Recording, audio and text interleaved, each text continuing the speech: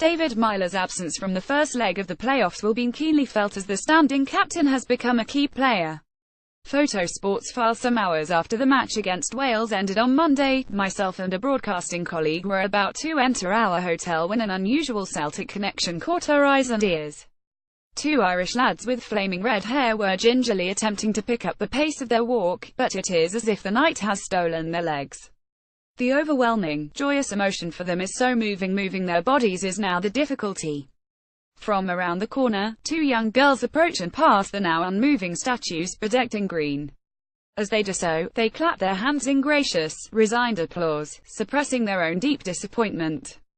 Congratulations, lovelies, everyone thinks you're lovely in Cardiff now. I'm only saying, but you have to go and play now several days on from the unique euphoria delivered by the final whistle from the Slovenian referee, and that immediate outpouring of celebration from within the squad and amongst the supporters, when it seemed as if the World Cup trophy itself had been secured. I find myself somewhat conflicted. It seems I am not totally alone. Some of the supporters on the flight home approached me, as a penitent might approach a priest, to confess that they thought the match was, in their words, rubbish.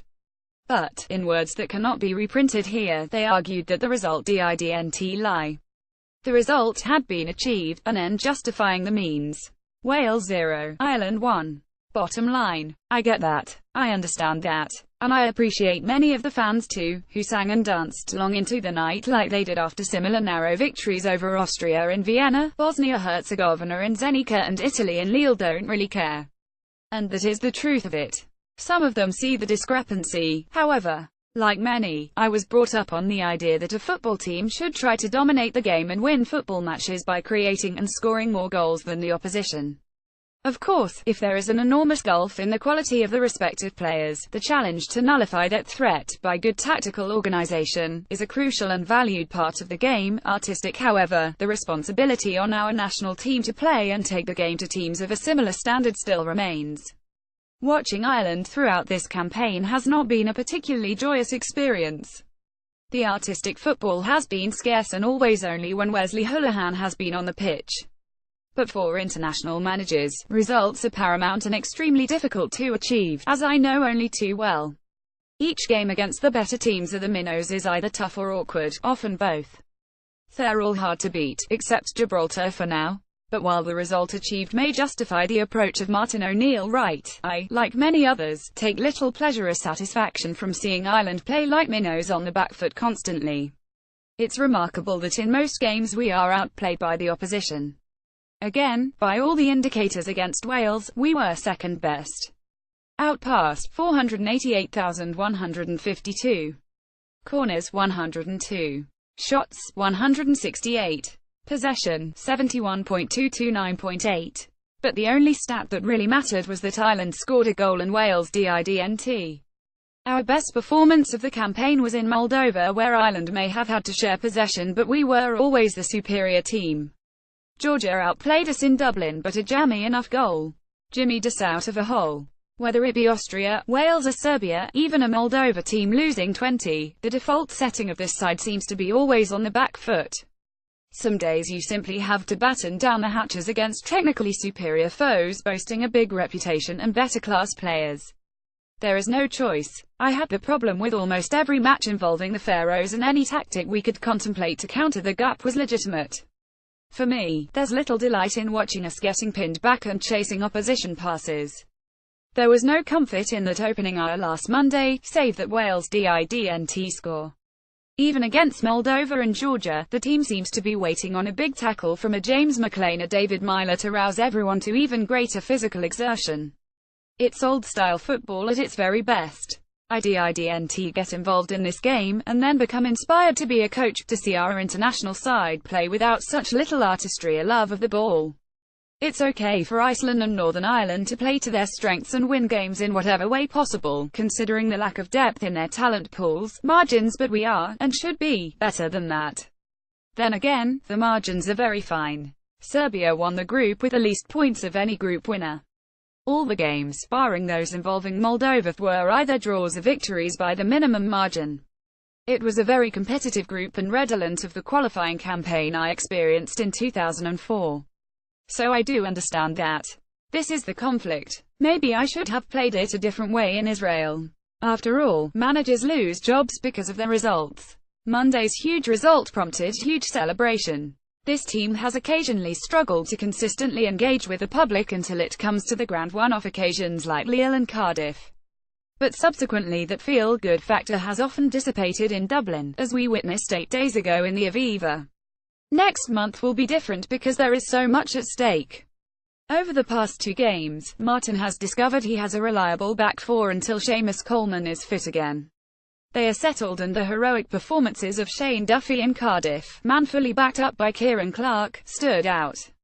In the modern era, most teams have a game plan. For the first half, ours seemed only too involved defending in numbers, kicking long balls to Daryl Murphy and hoping for a breaking ball from a set piece that might eke out a goal. We were not pressing high, neither did we disrupt their passing. The only area we were dominant was in the vital sector, in front of and in our own penalty box, where the central defence and midfield screen performed marvellously, albeit without the subtleties of Houlihan that might have enabled them to lift the siege. And yet one probably understood Martin's choice of Harry Arter in the central midfield role, although we struggled to get possession or construct anything resembling creativity, except for one run by Cyrus Christie down the right which released Robbie Brady for a shot just before the break. The 2 crucial moments were the foul on Joe Allen. He had been the orchestrator of the Welsh tempo, style and possession-based passing game.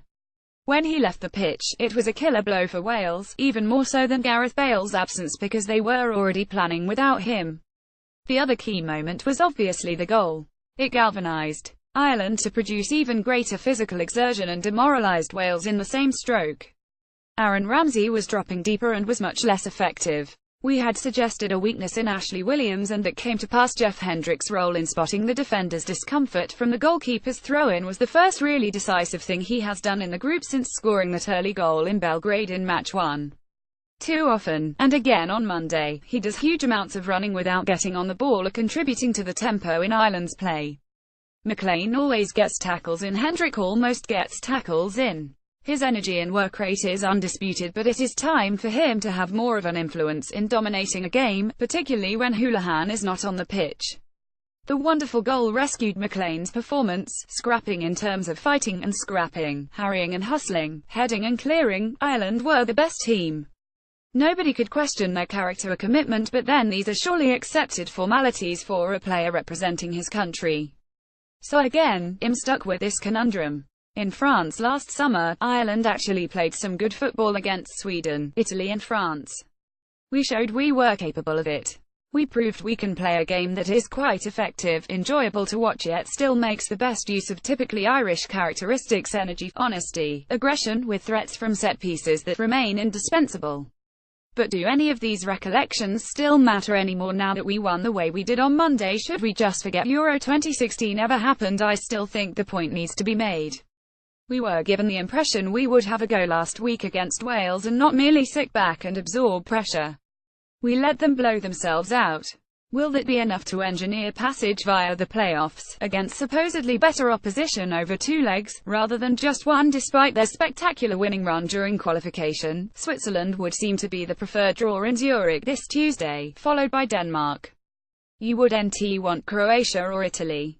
The fact that the lower seeds may not be away first also complicates matters. Most managers prefer the prospect of having something to defend in a decisive home leg.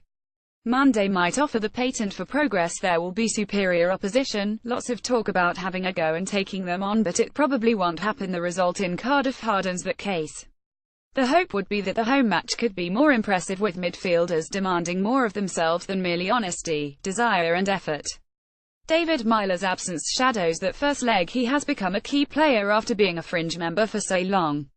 You would like to think over the 2 matches, at some stage, that there would be a place for Houlihan and that the correct results are achieved, because I still firmly believe that Ireland can afford to adopt a less austere philosophy and still prosper.